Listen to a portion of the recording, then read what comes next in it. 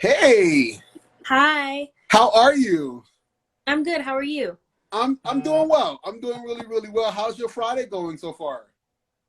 It's going pretty good. It's been pretty event filled today, so it's good. How's yours? I fast. I feel like I blinked and it's 7 o'clock over here in the East Coast. I have to say, you make my day on Instagram. I watched your reel the other day and I was just like, why couldn't I be this way when I was younger? I was just too stuck up in my ways. I wasn't doing this stuff, and now I'm trying to play catch up. So, shout out to you with keeping us going and keeping us, energetic and this make me feel so alive. You know what I mean? Thank you. You're welcome. So, you are a young person of so many talents. Singer, songwriter, and actress. Let's talk a little bit about where you grew up and where did you find I like to call it the bug, right? The bug that wanted to get you into all of these creative spaces. Like from a young age, I've been into it because both of my parents, they're performing arts teachers. So I grew up around it in their band rooms, in their rehearsals. So it felt inevitable for me. But Yeah, then when I got a little older, like after doing local community theater, when I was little, taking dance classes, that kind of stuff, when I was 10 years old, I went on like an on-camera audition yeah. for on-camera acting, and that one didn't work out. It was a scam. That wasn't for me. But I was Mm, like, no, I want to keep doing it. I want it to work because I know it will right. one day. So then I stuck with it Nice. since I was 10. You know what? It's so it was a scam, but we kept it going. Yeah, my mom after that one she was like, "Oh no, we can't do this anymore," because it was Right. it was bad. Like they wanted us to pay money like the next day. So if you ever see that, guys, don't those aren't good ones. But I do she agree. wanted to stop because that wasn't okay. But I wanted to Yeah. keep going. It's so funny you say that. So I want to say right before COVID, I went out for an audition in a space in Manhattan. I'm not going to shout them out because it already happened. And it's same thing, right? They fill you with these, oh, you're great. I see you doing this. Here's how much it costs. And you start tomorrow. And it's like, I'm sorry. I'm so sorry. No, yeah. Uh, cost. Are you okay? Oh, all right. I got to go. So let's talk about the bug, right? We're going to continue this acting, singing thing. What came first for you?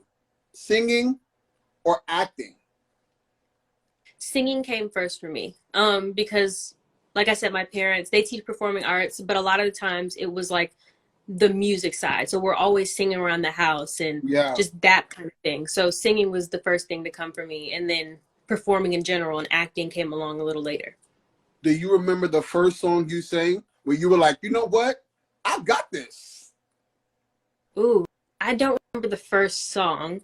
I feel like being a singer songwriter, I have a song, like I wrote a song and I remember being like, oh, like this whole singer songwriter Yeah. performing thing, like I can do really well with this. It was like a little song. Now that I look back at it, I've gotten much better. But when I was 9, I wrote a song called You and Me about my best friend.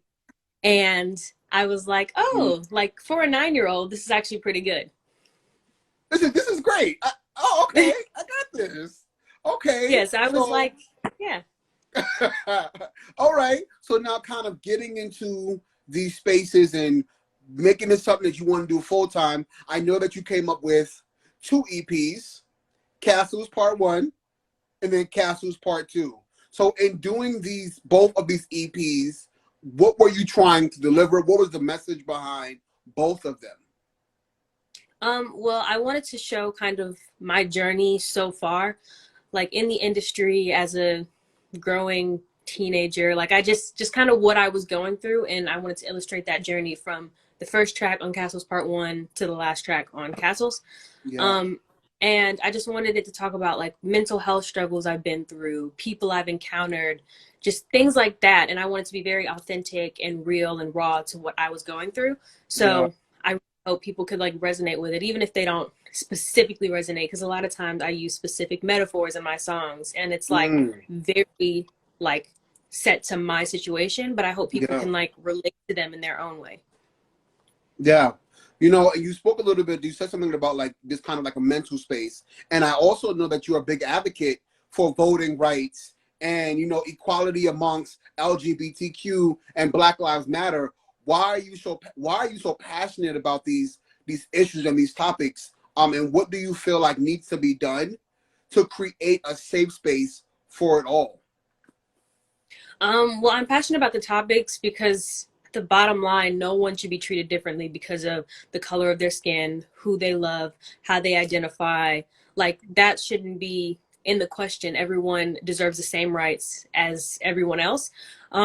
So yeah, I'm very passionate about all of those. And I think the best way to create a safe space, like especially for people who like maybe like me or someone who has a large platform, a small platform, first of all, educate yourself. So if there's something you don't know about, you heard people are talking about something, educate yourself on the topic. But then also, like, just making it normal to speak about these things, normal to speak about like normal things, if that makes sense. No, that makes a lot of sense. I think a lot of times people are lacking conversations, but are really big on posting memes. And it's like, it's great.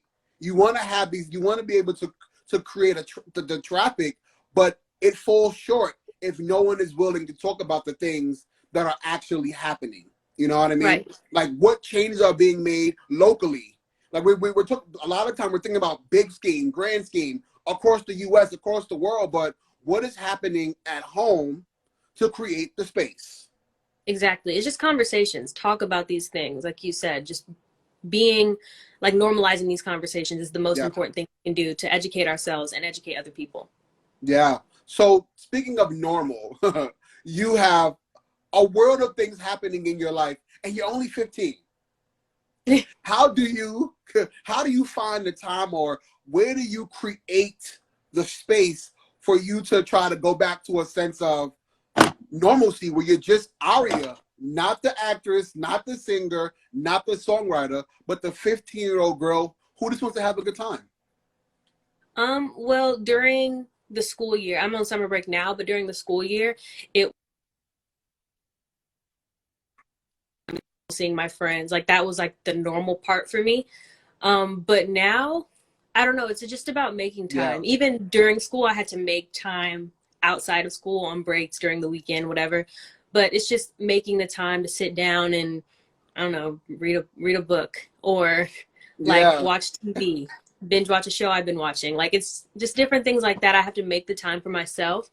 And usually it's a lot easier than you would expect it to be. Yeah. I don't always have a lot of free time, but I take what I can get. I know. I hear you. I'm learn as you said this. At my adult age, I am learning to make time. Right? We get so Yes. consumed in the thing that we're doing in the moment that we're always willing to say, "I don't have any time." Oh, the days flying by. So I've learned to, and even if it's 10 minutes, right? I'm going to take those 10 minutes and I'm going to embrace it. I'm going to breathe. You know what Yes. I mean? So let's talk about acting. And you've been in a fair share of a lot of things. I first saw you in Harriet, and first of all, I was jealous because Cynthia Erivo is everything to me. Yeah. And you got an opportunity to play the niece in that. First of all, that was an iconic movie in itself. So how Right. was it kind of jumping on and being a part of something that epic? I think for it to be as big as it was, and it was like my first like big project like that, I Yeah. was honored to be a part of the story and to be able to tell that story. And it's still crazy to me when people will like bring it up. Not even to me, like it doesn't happen super often where people are like, "Oh, you were the girl from Harriet," but like in casual conversation, someone might bring up Harriet, and I was like, Yeah. "Oh, I was in that movie." Okay. And it's like insane how many people it reached and how big the story is. So I'm really honored. And it was such a great experience working with such big people. Yeah. You know, so from Harriet to all of these short films, from all that, the reboot, to now starring in Better Nate Than Never. First off, what is the journey like being able to land such a lead role in a Disney production? I, First of all, I'm gonna be honest, and I know people are gonna judge me when I say this. I just wanted to have the wand, right? Growing up, I wanted to do the wand and make the Yes, Disney me too. I sign. used to practice. I'm hoping they bring it back for Disney Plus because I've been practicing what I'm going to say before, and then the hand on the hip afterwards. They all do. I couldn't. I am such in the same boat as you. Like if they don't bring it back, we have to protest because I need the wand. I just need it. But for you, how was the journey landing this role? How was the audition process? And how did you feel when you were told that you will be playing the character Libby? Well, first, like the journey before even getting the audition, it was long. I've been acting for like 5 years, well, 5.5 years. So like it's been a long journey to be in the same room as some of these big names and like be Yes. able to for things like this. So it was a long journey before, but then Mm-hmm. getting the audition, it came in. It was kind of like a busy audition season at the time. It was pilot season, I think, which for actors is big. So Yeah. I got the audition. I sent in like a self tape, my interpretation of the script, and then we left it alone, forgot about it because I don't like to attach to the projects when I'm just auditioning for them. Then they were Yeah. like, or Tim Betterly, the director, he was like, yeah, so we love it. Like she is Libby. Just fix this thing and send another tape. And we were like, oh, okay. So we sent another tape, and then I got a call back, a chemistry read. I read with like a bunch of different Nates, and I read with Ruby, my co-star, like twice. Yeah. So that was really cool. And I knew when I like heard him in his audition, I was like, yeah, he should get it. It should This be is him. it. Yeah. And like it was instant too. So like I had a couple chemistry reads, and then I had another one where they were like, okay, so we want you to come in for one last audition. Got on the Zoom, and they were like, so I told them, oh wait, that's what it was. I told them I had a little bag of like healing crystals next to the phone for good luck. And they Yeah. were like, well, it looks like they're working because you're going to be playing Libby. And I was like, okay. And I remember crying, and then my mom, she was over there with me. I think she might have cried a little bit too. Like we were just super duper happy. I was excited because it was like what I'd worked for so long. Yeah. Yeah. You know, and for me, like amid just it being a major network, a big community of people, to be the lead, right? A Black young woman to be the lead in a movie is big in itself, right? It's kudos to you for that because it's hard. It is really, really hard. So when your process amid crying, right? You know, kind of screaming, hollering, running around the room. How did you take it all in to say to yourself, you know, not only am I in this movie, but I'm one of the leads in this movie. I don't think it hit me at first. It didn't hit me into like I remember right before it was happening when they started sending like the emails that we needed to get before going out to New York. I was like, it hasn't hit me yet. It doesn't feel real yet. Like I know it's happening, but do I know it's happening? It didn't hit me on the plane ride there. Like I don't think it hit me until we were in the car driving through New York, and I'm like, oh my gosh, I'm in New York for the first time. I'm about to film a movie, and I'm like the female lead, which just the whole thing came down when we like touched down in New York. Yeah. And I don't know, it was just overwhelming in a good way. But by the time we hit rehearsal, I was kind of like, okay, I'm not as nervous anymore because I know that I worked hard to be here and I deserve to be in this spot. So let me just do what I do best. Come on, you better tell them. So for those of you who do not know, Better Nate Than Never basically follows a young Nate and Libby who fantasize about being a part of this Lilo and Stitch musical that they mastermind a trip to New York City to audition for this thing. And first of all, I'm from New York, so for me it's like, oh, okay, they're going to do a show. But I get it from the other side of things, like with people who are not from New York, like how big it is, right? How big of the opportunity it is that people who are from here take for granted. So the entire process is done. You get through, you're in New York, you're doing this thing, and it wraps up. How long is the process, and how did you feel once it was completed? It was a 3-month long process, 1 month of rehearsal, 2 months of filming. And when it finished, I was like bawling, like everyone was crying, me and Ruby, because our last day of shooting, it was just me and him. And we were we were shooting like the go off sequence at the end, the Yes. music video moments. And I remember we were like throwing streamers. Like I feel like Tim Petterly, he like purposely did that scene at the end. So it felt like very final. And it was very sad, but happy. Like it was Yeah, bittersweet. I was excited to be going home because I hadn't seen my family in a little bit. I wanted to be in the comfort of my own bed, I but I was understand sad to that. be leaving like my new family. Like Yeah, it was a lot of mixed emotions, but overall it was very emotional. I can only imagine. And I was reading somewhere that, you know, even though you and Ruby were close in the movie, your best friends, outside of set, you guys became close as well. So how was that connection built? And do you guys still speak? It was like like we instantly clicked in the audition. Like I said, so like the chemistry on screen clicked in the audition, but then we met in real life. We were staying in the same hotel. Originally, they were like right under us. Him and his Yeah, mom and his sister, their hotel room was right under us, and then yeah. ours was above. But then eventually they moved to our floor, so we were just back and forth and like seeing each other all the time, just being able to walk over. Like it was very convenient, and Yeah. we got close, and we're still close now. Like by the way, I just got my nails done, and I sent him the picture. I was like, look at my new set. Like so we're definitely still close, and Oh, always sending whatever nails we just got, that kind of stuff. nice. You know, so for those of you who do not know, the movie is also a musical. You are a singer, but was it challenging trying to learn all these lines, learn to lip sync, and do all of these things versus your live performances where you don't have to worry about that as much? Um, this may be specific to this experience, but not really. We had a whole month of rehearsal, so we were every Mm, day rehearsing the same lines, the same scenes, going over things. So it became like muscle memory by the time we had to film.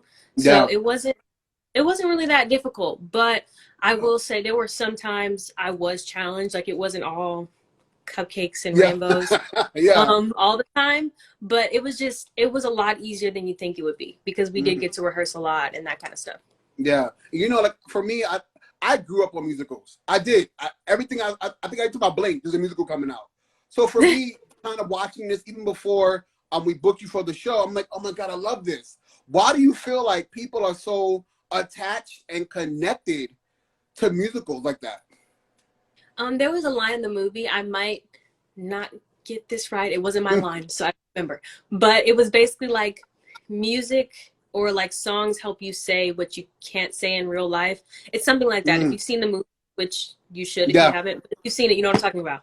And I feel like that's true. Like music and songs and musicals help you like say things that you wouldn't be able to say otherwise. Yeah. Um, and I don't know, just music, you can groove to it. It's music. Why not? I know. I agree. I totally agree. Is it something, like you said, it's relatable, right? It gives you an opportunity to kind of escape to a place where they are saying all the things in my head, right? Like they're Yes. doing that, you know? You said something earlier about them kind of like connecting you to Libby automatically. Do you feel like your personality matched Libby's in a way? I think my personality matched her, but I also think we had some differences. Like she liked being behind the camera Mm. and You're in I the very front. being in front of the You're- camera. So, love you, Libby, but that's not me. But like personality wise, like her spunkiness and that kind of yeah. stuff, like I tapped into pretty easily because I felt like I related to it a lot. Nice, nice. And you're still going on in this Disney Plus space. Congratulations on being on season 3 of High School Musical. That's big. First of all, for those of you who know me and know me well, High School Musical was it for me. You couldn't tell me I wasn't a part of, high school sing along. You know what I mean? Because we're all in this together. You know what I'm saying? It Yes. was me. So for you, joining the cast of that, how surreal could that have been for you to be able to be on such a monumental franchise of things? Okay, first of all, nobody talks about when you meet like people you idolize in real life, like you meet them in real life and you're like, wait, you're a real person. You're standing here. You're shorter or taller than I thought you would be. Like that whole realization, those first 5 minutes of meeting them, a lot of that. Because I loved the show. When it first came out, I remember watching it straight through with one of my friends. And I've been in love with it ever since. So to be a part of it was like, what? Okay. So it was really, really cool. I was super grateful for the experience to be on a set like that and work with amazing, like-minded, talented people. Yes. So it was just really great. And how was it, because it's my guy, how was working with Corbin Blue? Because he seems like, it's on air, he seems like he is amazing to work with. So how was that? Corbin was super nice. I remember, like, it wasn't the last day of filming, but it was the last week. So during the last week, emotions were high. There was like a scene we were filming. It was emotional. You'll see it when it comes out. But I remember him giving this whole spiel, like, I'm so proud of you guys and carrying this on. And everyone's crying. And I'm like, oh my gosh, what is happening? Because he's just so sweet. And he was giving this speech. It's like the speech in the movie, like in a part of a movie where it's like, not the climax. I promise I listened in school, but it's like that part where it gets emotional and it makes you want to cry. It was that, and I was like, oh my gosh, I can't do this today. So he's the great. It's the not today. No, I don't want to cry. I was like, no, save this for the last day because I'm coming tomorrow. Can we do this? Can we retake this and do this again tomorrow? Back to one. So I can only imagine this being a young star and so many people looking up to you. What advice have you given to young people who have big dreams such as yours, but don't know where to start or what to do to get to this level? Well, first and foremost, this sounds cliche, but it's true. Just making sure you're doing something you're passionate about. So if you're not passionate about acting, you just want to be famous, I don't know, make a TikTok, because that's a good way to be there. But like acting is not, if you're in it for fame, don't act. Like that's the bottom line. If you actually enjoy acting and you want to do it, then like stick it out. Like I've been doing this for 5 years and I'm finally starting to get some, what's the word? Momentum. I'm starting to get some momentum. Yeah. So stick it out because it's worth it. It's like, it's not going to click for everybody right away. Like you're not going to get your first big job on your first audition or your second audition or your 100th audition. Like you have to keep trying. And if you love it enough, you'll be motivated to keep going. Yeah. First of all, I want to kind of shout out all the people who are showing you some love. We got people here from Mexico and Nigeria. They're showing you so much love. So I wanted to kind of point them out. Do you have anything coming up music-wise, acting-wise, you can share with us? Well, of course, High School Musical, the musical, the series, season 3 comes out July 27th. So check me out as a recurring guest star on there. I'm still working on music and things like that, but you can follow me here on Instagram, on TikTok, Twitter, everything at It's Aria Brooks, so you can see what's coming next for me. Nice, nice, nice. Oh man, Aria, I love you. You are amazing. I really got to say, over here on this side of town, I'm going to continue supporting you because I love purpose people. And I feel like what you're called to do is not just going to end in this space and this time of your life. We're going to see you for years to come just because it is meant to be. I'm just letting you know. You know what I mean? So thank you. You're so welcome. You have a supporter here. You're now part of the Courtney's Corner team, and you are always welcome back on this space as many times as you want. Okay? Thank you. Hold on. I just realized you can stream my music that's already out on all streaming platforms. Castles Part 1 by Aria and Castles by Aria. Stream it up because... Stream it up. Come on. And if you have not yet, like she said earlier, if you have not yet seen Better Nate Than Never, what are you waiting for? Get into it. Tap into it. We all got Disney Plus. Stop playing and get into it. We love you for watching. We love you for being here, Aria. Thank you guys. Also, we'll be back in 30 minutes for another episode of One-on-One with Courtney Starks. Stay tuned. I love you for watching. Have a good one. Bye.